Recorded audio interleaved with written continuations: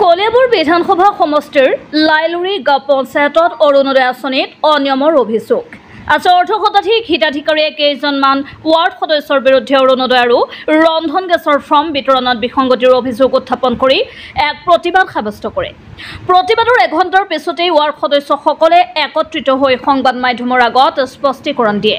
Ward সদস্যসকলৰ মতে এটা নিৰ্দিষ্ট কমিটিয়ে আঁচনিৰ কাম কৰা বুলি মন্তব্য কৰে।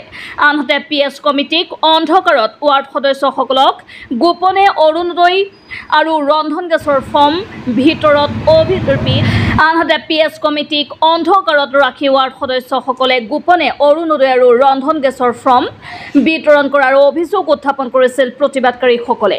আচলতে কোন সঁচা আৰু কোন মিছা বিভাগীয় তদন্তৰ পাছতহে পোহৰলৈ আহিব প্ৰকৃত সত্যতা। অন্তৰ্গত আঞ্চলিক পঞ্চায়তৰ সদস্য লাইলুৰি গাঁও পঞ্চায়তৰ আঞ্চলিক পঞ্চায়তৰ সদস্য কামৰুন নেহাৰ তেখেতৰ নামত নিজা আঞ্চলিক পঞ্চায়তৰ সদস্যই যিটো গভৰ্ণমেণ্টে আমাৰ মাননীয় মুখ্যমন্ত্ৰী ডাঙৰীয়াই যি নিৰ্দেশনা দিছে যে জনপ্ৰতিনিধিয়ে কোনোদিন অৰুণোদয় ল'ব নোৱাৰে, চাকৰিয়ালৰ ফেমিলিয়ে অৰুণোদয় ল'ব নোৱাৰে, কাউন্সিলৰে নিজে AP সদস্যই নিজে অৰুণোদয় লৈছে। লগতে আমাৰ যি 21 নম্বৰ PS কমিটি যিটো গভৰ্ণমেণ্টে PS কমিটি বনাই দিছে, PS কমিটিৰ মানুহে তেওঁৰ PS কমিটিৰ মানুহৰ নামত লৈছে, ঘনীয়েকৰ নামত লৈছে, ৱাইফৰ পুত্ৰ বোৱাৰীৰ নামত লৈছে। তেখেতৰ নামত ইনকাম টেক্সৰ ফাইল থকা সত্ত্বেও, কাৰেণ্ট একাউণ্ট থকা সত্ত্বেও তেখেতৰ ঘৰত লৈছে। তেওঁৰ ভতিজাৰ চাকৰি থকা সত্ত্বেও, কাউন্সিলৰৰ চাকৰি থকা সত্ত্বেও তেওঁৰ মাকৰ নামত লৈছে। ইয়াৰ কিহৰ দুৰ্নীতি? এতিয়া দুৰ্নীতিক সিহঁতে নিজে কৰি ৱাৰ্ড মেম্বাৰকেইটা নিৰ্বাচিত হৈছে, বেছি দিন হোৱা নাই। এতিয়া ৱাৰ্ড মেম্বাৰহঁতৰ দূৰ ঠেলিবলৈ PS কমিটিৰ মানুহে সিহঁতৰ শ্বহীদ অৰুণোদয় হৈছে।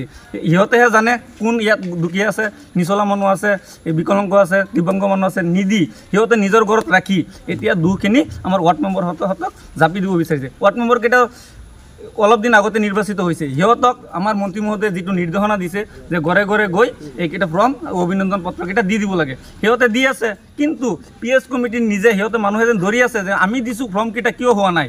সিহঁতৰ নিজৰ ঘৰত ৰাখিছে, কাউন্সিলৰে নিজে ৰাখিছে।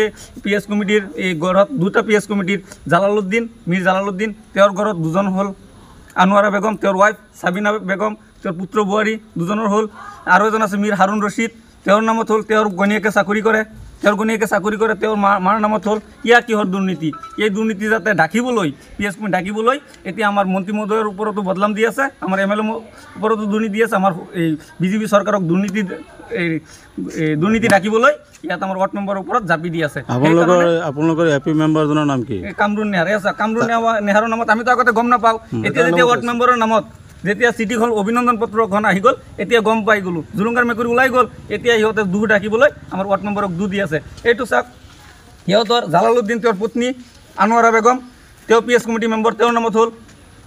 তেওঁ এতিয়া আকৌ বাদ দি আছে যে মেম্বাৰৰ ওপৰত দুখ। মেম্বাৰে কি জানে? মেম্বাৰ দুদিন হ'ল PS কমিটি গভৰ্ণমেণ্ট যিটো কমিটি আছিল এই কমিটি মতে সিহঁতে দুৰ্নীতি কৰি এতিয়া দুখীয়া মানুহক সিহঁতে বঞ্চিত কৰি এতিয়া সিহঁতে নিজে লৈ এতিয়া ৱাৰ্ড মেম্বাৰৰ ওপৰত দুখ ঢালি জাপি দিছে। এই ক্ষেত্ৰত আমি মাননীয় আমাৰ মুখ্যমন্ত্ৰী মহোদয়ক, আমাৰ বিধায়ক মন্ত্ৰী মহোদয়ক অনুৰোধ জনাওঁ, যিহেতু ইয়াত দল আৰু একো কথা কৈ লাভ নাই। আমিও মৃত্যুজোৰাৰ মানুহৰ কাৰণে সেইকাৰণে কৈছোঁ, দলীয় হওক যি হওক ইয়াত যাতে উচিত ব্যৱস্থা কৰে। আমিও দলীয় মানুহ, সিহঁতে এটা মন্ত্ৰী, আমাৰো মন্ত্ৰী, সিহঁতৰো মন্ত্ৰী, সেইকাৰণে আমাৰ ওপৰত দোষ দি লাভ নাই। দুজন মানুহ আছিল PS কমিটিত, BJPৰ মানুহ দুজন আছিল, AGPৰ মানুহ, সিহঁতেই কৰিছে দুৰ্নীতি কৰি। কাউন্সিলৰজনো সিহঁতো এতিয়া আকৌ আমাৰ চৰকাৰখনক বদলাম দি আছে। চৰকাৰখনক বদলাম দিয়া মানে দুয়োটা দলৰে বদলাম, BJPৰো বদলাম, AGPৰো বদলাম। সিহঁতে দূৰটো এতিয়া BJPৰ ওপৰত দি আছে। সেইকাৰণে মাননীয় মুখ্যমন্ত্ৰী মহোদয়ক অনুৰোধ জনাইছোঁ ইয়াৰ ওপৰত উচিত ব্যৱস্থা কৰি যাতে দুই কঠোৰ শাস্তি দিয়ে।